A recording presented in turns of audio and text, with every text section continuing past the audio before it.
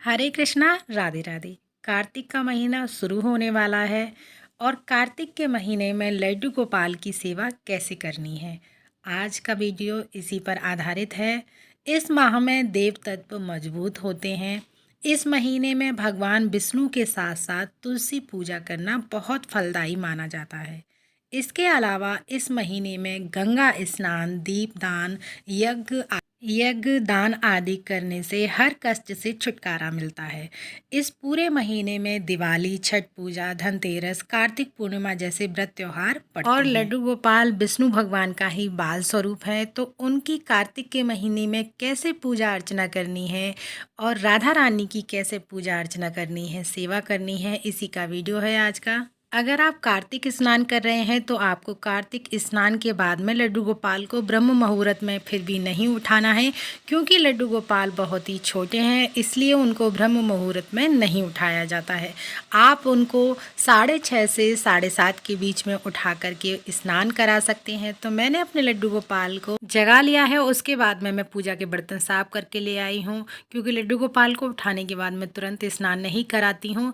और अब हल्की सी सर्दियाँ शुरू होने वाली हैं, तो लड्डू गोपाल का जो मैंने कूलर है वो भी उठा कर रख दिया है, और जिस घड़े में मैं लड्डू गोपाल के लिए जल रखती हूँ वो भी मैंने अब उठा कर रख दिया है। तो अब मैं लड्डू गोपाल को हल्के से बहुत ही गुनगुने जल से लड्डू गोपाल को स्नान कराऊंगी। तो देखिए, आपका भाव है, आप चाहें तो नॉर्मल जल से स्नान करा सकते हैं या आप चाहें तो हल्के गुनगुने जल से भी स्नान करा सकते हैं। जब अधिक सर्दियाँ होती हैं लड्डू गोपाल को, तब तो हमें गर्म जल से ही स्नान कराना होता है। तो मैंने जल में थोड़ा सा कच्चा दूध मिला लिया था गाय का, और कुछ पुष्प के पत्ते डाल करके मैंने लड्डू गोपाल को बहुत ही भाव के साथ स्नान करा दिया है। देखिए, कार्तिक का महीना जो होता है बहुत ही पावन महीना होता है, तो कार्तिक महीने के में पूजा अर्चना करना अथवा दान करना बहुत ही करोड़ों गुना फल देता है। तो देखिए, लड्डू गोपाल की सेवा बहुत ही प्रेम से और भाव से हमें करनी है। हर रोज़ जिस प्रकार लड्डू गोपाल को स्नान कराते हैं उस प्रकार करा सकते हैं। मौसम में थोड़ा बदलाव आ रहा है, तो आप चाहें तो हल्के जो लड्डू गोपाल के गर्म वस्त्र होते हैं आप उनको पहना सकते हैं, या हल्का सा कंबल उड़ा सकते हैं उनको, या रुमाल उड़ा सकते हैं नहलाने के बाद में, क्योंकि जब बच्चे को हम स्नान कराते हैं तो उसको भी थोड़ा ठंडा लगता है। तो अब जो मौसम है वो छोटे बच्चों के हिसाब से थोड़ा ठंडा होता जा रहा है। तो इस प्रकार से मैंने लड्डू गोपाल को स्नान कराने के बाद में सुंदर सा उनका श्रृंगार कर दिया है। मैं भी लड्डू गोपाल की गर्म पोशाक निकालूंगी, मैंने अभी निकाली नहीं है। तो देखिए, इस तरीके से लड्डू गोपाल को मैंने सजा दिया है। कार्तिक के महीने में विशेष रूप से तुलसी माता की भी पूजा की जाती है विष्णु भगवान के साथ में। तो देखिए, आप तुलसी के पास शाम को डेली दीपक जरूर जलाइएगा। जो कार्तिक स्नान कर रहे हैं वो तो सुबह शाम दोनों समय ही पूजा करते हैं, और जो लोग कार्तिक स्नान नहीं भी कर रहे हैं फिर भी वो कार्तिक के महीने में तुलसी पूजा जरूर करें। सुबह में तुलसी को अर्घ जरूर दें, 1 लोटा जल समर्पित करें, और उसके बाद शाम के समय में एक दीपक जरूर जलाएं। इतना तो जरूर करें आप। तो लड्डू गोपाल को स्नान कराने के बाद में मैंने उनके स्थान पर विराजमान कर दिया है, और उसके बाद में लड्डू गोपाल की जो बेडशीट है वो भी मैं हिलाकर बिछा दूंगी फिर से, और जो भी हमने पिलो वगैरह बनाए हैं वो लगा दूंगी, और इनका रूम मैं क्लीन कर दूंगी। लड्डू गोपाल को ज़्यादा ब्रह्म मुहूर्त में ना उठाइएगा, यानी ज़्यादा जल्दी ना उठाइएगा, क्योंकि वो छोटे से बालक हैं, उनको भी थोड़ा देर से ही उठाया जाता है। बाकी बिहारी मंदिर में उनको 6 बजे 6:30 बजे के आसपास ही उठाया जाता है। 7 बजे अब उनके दर्शन स्टार्ट हो गए हैं। लड्डू गोपाल की जो सर्दियों की प्रक्रिया है वो थोड़ा बदल जाती है। जिस हिसाब से लड्डू गोपाल को गर्मियों में जल्दी उठाया जाता है, उसी प्रकार से थोड़ा 1 घंटा या आधा घंटा लेट कर दिया जाता है सर्दियों में। तो अभी तो सर्दियों की शुरुआत ही हो रही है, तो आप इन सब चीज़ों का ज़रूर ध्यान रखें। लड्डू गोपाल के लिए ऊनी पोशाक निकाल लें सर्दियों की, और लड्डू गोपाल को हल्के गुनगुने जल से नहलाना शुरू कर दें। और देखिए, मैंने यहाँ से कूलर हटा दिया है, क्योंकि अब इसकी आवश्यकता नहीं है, ना ही तो इसको चलाना है, क्योंकि अब ठंडा मौसम होता जा रहा है। और लड्डू गोपाल का जो मटका था, घड़ा था, वो भी मैंने उठा कर रख दिया है। और उसके बाद अब हम लड्डू गोपाल की पूजा अर्चना करते हैं। तो देखिए, शुद्ध सात्विक भोजन ही कार्तिक के महीने में बनाइएगा, मांस मदिरा का प्रयोग ना कीजिएगा। और कार्तिक के महीने में स्नान, गंगा स्नान का बहुत विशेष महत्व होता है। तो आप अपने लड्डू गोपाल को जल में गंगा जल मिलाकर भी स्नान करा सकते हैं, तो उनका भी गंगा स्नान हो जाएगा। या यमुना जी का जल हो तो वो भी आप मिला करके लड्डू गोपाल को स्नान करा सकते हैं। तो इस तरीके से आप अपने लड्डू गोपाल की कार्तिक के महीने में सेवा अर्चना कर सकते हैं। बहुत ही सिंपल है, बहुत ही साधारण तरीके से मैं लड्डू गोपाल की आप लोगों को सेवा करना बताती हूँ।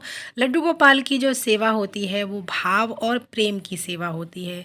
लड्डू गोपाल को 56 भोग की ज़रूरत नहीं होती है। जो भी आपके पास है, जितना भी है, उसमें लड्डू गोपाल आपके खुश रहेंगे। एक बार सेवा ज़रूर करके देखिएगा। और आपकी जो भी मनोकामना हो कार्तिक के महीने में, वो अपने लड्डू गोपाल से प्रार्थना करिएगा, वो आपकी मनोकामना ज़रूर ज़रूर पूरी करेंगे। क्योंकि कार्तिक का महीना विष्णु भगवान का महीना होता है और विष्णु भगवान लड्डू गोपाल का ही स्वरूप है। तो इसलिए लड्डू गोपाल की सेवा करके आप विष्णु भगवान की कृपा बहुत ही आसानी से पा सकते हैं। और बहुत ही सिंपल तरीके से लड्डू गोपाल की सेवा करना होता है। कहीं आपको जाना नहीं है, अपने घर में ही लड्डू गोपाल की सेवा अर्चना करना है। तो हाथ पैरों से तो अपने लड्डू गोपाल के लिए कुछ कर ही सकते हो। तो लड्डू गोपाल को रात्रि में जब आप सुलाएं तो हल्के से हाथों से इत्र की मालिश करके या उनके हाथ पैर दबाकर तब रात्रि में उनको सुलाइएगा। जो भी आपके पास भोग अवेलेबल है उसका भोग लगा सकते हैं सुबह में और शाम में। तो देखिए, सुबह में तो इतनी जल्दी भोजन नहीं बन पाता है। तो सबसे पहले आप जब भी पूजा अर्चना कर रहे हैं, आपके पास माखन, मिश्री, चीनी जो भी है लड्डू गोपाल को उसका भोग लगा दीजिएगा, दूध का भोग लगा दीजिएगा। उसके बाद जब भोजन पक जाए, शुद्ध सात्विक भोजन का ही लड्डू गोपाल को भोग लगाया जाता है। तो भोग लगाने के बाद में कुछ नहीं है तो आप चीनी का पराठा बना करके लड्डू गोपाल को भोग लगा सकते हैं। दही और पराठा भोग लगा सकते हैं लड्डू गोपाल को। उस भोग को लगाने के बाद में आप तुलसी दल ज़रूर रखिएगा। उस भोग को लगाने के बाद में आप घर के किसी भी सदस्य को ग्रहण करने के लिए दे सकते हैं उस प्रसाद को। और शाम के समय भी आपको पूजा अर्चना करने के बाद माखन मिश्री का भोग लगाना होता है। और शाम के समय जब आपका भोजन बन जाए तो उसका भोग लगा करके लड्डू गोपाल को खुद पाइएगा या घर के किसी सदस्य को दे सकते हैं। और उसके बाद रात्रि में आप 9 बजे के आसपास लड्डू गोपाल को शयन में दे दीजिएगा। उनके हल्के से हाथ पर दबाइएगा, क्योंकि लड्डू गोपाल छोटे हैं, पूरा दिन इधर उधर खेलते हैं, थक जाते हैं, थोड़े छोटे से लाला हैं। तो इसलिए अपना ये भाव रखिएगा, जैसा आपका भाव है आप उस प्रकार से सेवा कर सकते हैं। मेरा भाव ऐसा है तो मैं इस प्रकार से लड्डू गोपाल की सेवा करती हूँ। और एक बात मैं आप लोगों से कहना चाहूँगी कि जब आप लड्डू गोपाल की पूजा करते हैं, पूजा करने के बाद घर के सारे कार्य ख़त्म कर लेते हैं, जब आपके पास समय मिलता है और लड्डू गोपाल का जैसे आराम का समय नहीं होता है, जैसे दोपहर के समय में 12 बजे के बाद हम पर्दा लगा देते हैं, लड्डू गोपाल या भगवान आराम करते हैं, पट बंद हो जाते हैं। तो पूरे दिन में जब भी आपके पास समय मिले, आधा मिनट का, 1 मिनट का, 2 मिनट का लड्डू गोपाल के पास बैठकर आप बातें ज़रूर कीजिएगा। आप देखेंगे, खुद ही महसूस होगा कि आपसे स्वयं लड्डू गोपाल खुद ही बातें करेंगे। आपकी सारी बातों का जवाब मिल जाएगा। गैरों से बात करके क्या ही फ़ायदा, अपने लड्डू गोपाल से बात तो करके देखिएगा एक बार। सारी मनोकामनाएं आपकी पूरी कर देंगे। इस कार्तिक के महीने में इतने मेहरबान होंगे आपके प्रभु। और सर्दियां आने वाली हैं तो लड्डू गोपाल की ड्रेस कैसे बनानी है इसका वीडियो भी मेरे चैनल पर बहुत ही जल्दी आएगा। और बहुत सारी त्योहारों से जुड़ी वीडियोस मेरे चैनल पर आती रहती हैं। किस प्रकार लड्डू गोपाल की सर्दियों में सेवा करनी है, गर्मियों की सारी सेवाएं मेरे चैनल पर आपको देखने के लिए मिलेंगी। और जब मेरे पास फूल होते हैं लड्डू गोपाल को तो फूल समर्पित करती हूँ, अगर नहीं होते हैं तो बगैर फूलों के भी मैं इसी प्रकार हर रोज़ पूजा अर्चना करती हूँ। अगर आपको लड्डू गोपाल की मेरी ये सेवा पसंद आई हो तो प्लीज़ वीडियो को लाइक ज़रूर कीजिएगा। आपका एक लाइक मुझे मोटिवेट करता है अगली और वीडियोस बनाने के लिए। और साथ ही करवा चौथ से जुड़ी सारी वीडियोस मेरे चैनल पर आने वाली हैं।